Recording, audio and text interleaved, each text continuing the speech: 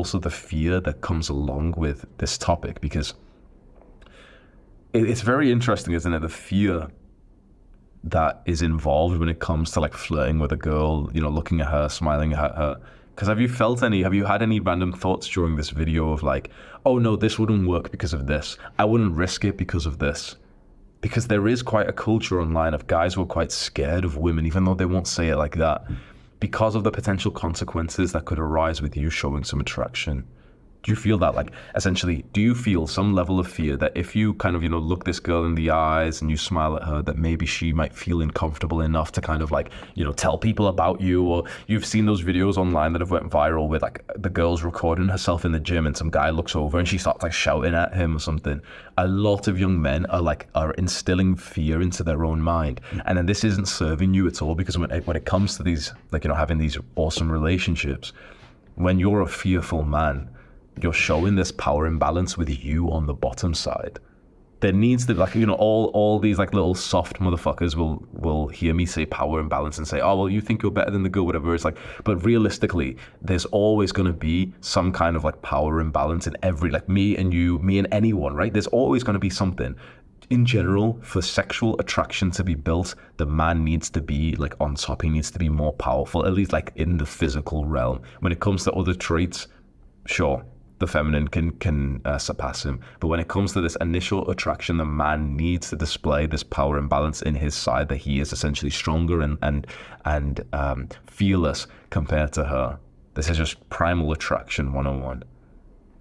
But in the modern day, we've put so much fear in the minds and hearts of young men that they should be careful speaking to women, that they shouldn't sexualize them, that they shouldn't send DMs, that, if you send like a message to a girl, do you have the fear that she might screenshot it and like send it to a group chat and like loads of them now know about it? That almost seems like an insecure fear, like some it's only like 17-year-old guys who are scared of sending a DM to girls, and the girl might screenshot it. Guess what? Millionaires, chads, celebrities are scared of that. Think about this. Full-on, like, disciplined millionaire guys, high testosterone fighters, entrepreneurs, winners, celebrities, Drake rappers, all these guys, they're literally fearful of even just sending a message to a woman, because they know what will happen, because they know that woman may screenshot it and then kind of expose them and, send it to the group chat. It's not like a good image and everything. So you're seeing even the top men who have this fear. So if you think you're fearless, bro, maybe you're just like you're not aware of the fear that's going on inside of you, because these high testosterone, high like ambitious men are also fearful. Most men these days are fearful of just showing some kind of attraction to women, because a woman could take it wrong. And yet it is the fearless men who end up getting the woman that they want, especially if you don't have that sort of, the leverage of like being a celebrity. So for example, Drake has, like, I'm assuming, some level of fear of like, just sending a DM to a girl he likes, because he knows for a fact she'll screenshot it, post it on her story like a retard or something. But what you might be able to do is, he's got the leverage for, so he's got like a team of guys who will send out DMs for him, for example, and that makes it kind of easy for him. But you don't have that. You don't have that leverage. You don't have like some concierge who's sending out DMs in your behalf, do you? Which means that you're gonna have to get over this fear. You're gonna have to feel this fear, but have the courage to go and speak to the girl anyway. So just for today, I've gave you 2 tips already. One is to breathe fully, and the second is to hold eye contact and to smile. And the third one is that you must understand that there will be fear involved. This is just a mindset I want you to have, right?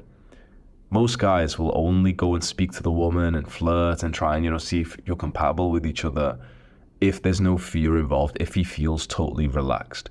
But most of the opportunities that you have to speak to a woman, you will feel fear. So it's not about not feeling this fear of, this sort of like nervousness to speak to her. It's not about not feeling that. It's specifically about feeling that feeling, but doing the action anyway. So when you next time, you get the idea, you want to go approach this girl, you want to send her a message, or there's a girl like in your class or your workplace, or I don't know, at the club, at the co-working space, whatever it is, and you want to go speak to her, you will start to be filled with fear. Don't think that, oh, because I feel this fear, I shouldn't do it. Think to yourself, this is an emotion, it's a feeling inside of me, and I can just go and do it anyway. And if you do it whilst thinking about manually breathing down to your stomach, the fear will disappear as soon as you say the first word to her. So it's almost like a game that I liked to play with myself when I was single, that when I wanted to go and cold approach a girl, I always used to think to myself, you know what?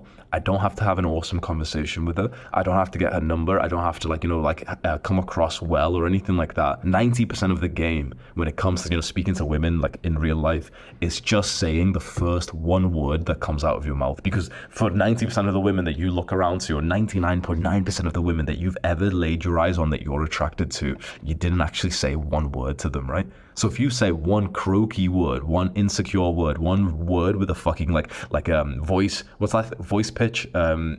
What's that thing called? A voice crack or whatever, creak, or when like a guy speaks and his voice accidentally goes like high pitch. Even if you did that, that would be progress against you not speaking to her at all, right? Because we looked at what in person 1,000, 10,000, 100,000 attractive women, but how many of them did we actually speak to and flirt to? How many of them did we say even one word to?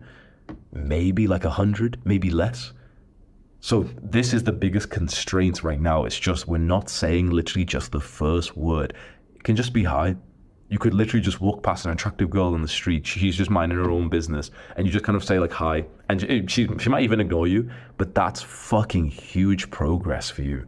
Because if you were able to say hi to every girl that you were attracted to, that you wanted to just see if you were compatible with, if that's all you changed, you just said hi, literally that one word, you would never have problems with dating ever again. You would never have problems with like finding a woman. Think about how interesting that is. If you just said hi to every like attractive woman that, you thought that there was something that you wanted to get to know about her because you wanted to, you thought maybe you'd get in a relationship, whatever it is. If you just said the first word, just because of the sheer fact of like the volume. And then obviously like 99% of the women might not even stop for you. They might not listen. They might say hi, but keep walking. That's fine.